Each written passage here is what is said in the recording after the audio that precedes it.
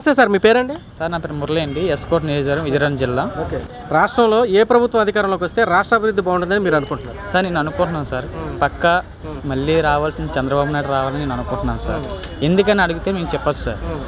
ఏది సార్ జగన్మోహన్ రెడ్డి వచ్చి ఏ అధికారం చేశారు సార్? ఏది సార్ పథకాలు ఎవరికి వచ్చాయి సార్? పేదవాడికి వచ్చాయా? ఉన్న వాళ్ళకి వస్తున్నాయి, లేని వరకు రావట్లేదు సార్. పథకాలు వచ్చినా సరే అమ్మఒడి అంటున్నారు, నాన్నఒడి లేదా? అమ్మఒడి తీసుకుని నాన్నఒడి వైన్ షాప్కి వెళ్ళట్లేదా? మద్యపాన నిషేధం అన్నారు సార్, నిషేధం ఏం చేశారు సార్? నిషేధం ఏం చేశారు సార్? ఈరోజు మగవాడు ఇంట్లో ఉన్నప్పుడు మద్యపానం తాగి ఎంతమంది మాలాంటి కుర్రవాళ్ళు ఎంతమంది చనిపోతున్నారో అనేసి ఈరోజు జగన్మోహన్ రెడ్డికి చూడట్లేదు సార్, పక్కా అండి. ఎందుకంటే ఈ రాష్ట్రంలో మేము 500 కూలి తెచ్చుకుంటే 100 రూపాయలకి క్వార్టర్ వచ్చేది సార్.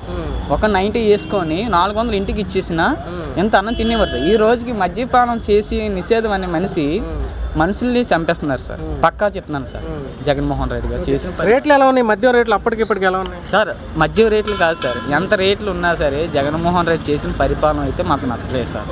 ఎందుకంటే ఎస్కోట్ నియోజకవర్గంలో మేడం గారు చేసింది చేయకపోయినా సరే మాకు చంద్రబాబు నాయుడు గారు కావాలి, పరిపాలన బాగుండాలి అని మేము కోరుకుంటున్నాం సార్. యాక్చువల్లీ రాష్ట్రంలో అభివృద్ధి సంక్షేమం రెండు ఉండాలి. ఈ ప్రభుత్వంలో అభివృద్ధి ఉందా మీకు?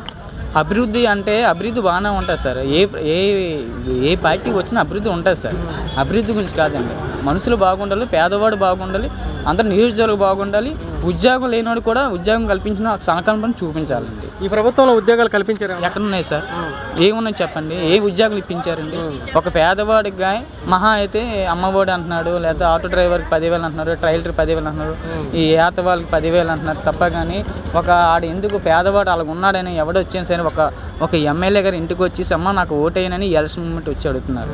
అది అడిగితే అమ్మ జగన్మోహన్ రెడ్డి ఎప్పుడు మీతో ఉంటారండి అని అంటున్నారు. జగన్మోహన్ రెడ్డి ఎప్పుడు ఉంటారు, ఆయన 4 ఏళ్ళ సీఎంగా చేశారు చంద్రబాబు నాయుడు గారు. ఆయన పరిపాలనలో ఉన్నప్పుడు జనాలు తినలేదండి? తిన్నారా లేదండి? 4 సంవత్సరాల్లో ఇప్పుడు వచ్చి 5 సంవత్సరాలు అయిపోయింది సీఎం గారు వచ్చి. 5 సంవత్సరాలు ఎంతమంది జనాలు ఎగిరారు? 2 సంవత్సరాలు వచ్చిందో కరోనాలో ఎంతమంది ఎగిరారండి? సో మీ నియోజకవర్గంలో అయితే ఎమ్మెల్యేకి ఎవరు గెలుస్తారు? లలిత్ కుమార్ గారు, శ్రీనివాసరావు గారు, ఇద్దరు ఎవరు బెటర్? సరే యాక్చువల్ అయితే మటుకు లలిత్ కుమార్ గారు వస్తారండి. యాక్చువల్ విశాఖ మన పార్లమెంట్ ఎంపీ గారు అయితే భర్త పక్కా అండి. ఎందుకని మీరు అడగొచ్చు కదండి. ఎందుకంటే భర్త గారు చాలా మంచి. మేడం గారు ఝాన్సీ గారు ఇంతకుముందు చేసేవారు, కానీ వాళ్ళ ఇంట్లోనే నలుగురు అందరికీ ఎంపీలు ఎమ్మెల్సీలు ఇవన్నీ మనకి ఎందుకండి. నేను యాక్చువల్లీ ఎమ్మెల్సీ రఘురాజ్తోనే డ్రైవర్గా చేసేవానండి. పాదయాత్రకి వెళ్ళాను 43 రోజులు. ఆయన ఈ రోజుకి మా టీడీపీలో చేరాను అంటే నేను టీడీపీ నుంచి మాట్లాడట్లేదండి. అధికారం బాగుంటుంది, ఆయన వస్తే మన ప్రజలు బాగుంటారని కోరుకొని బట్టి ఆయన పంపించారండి. అది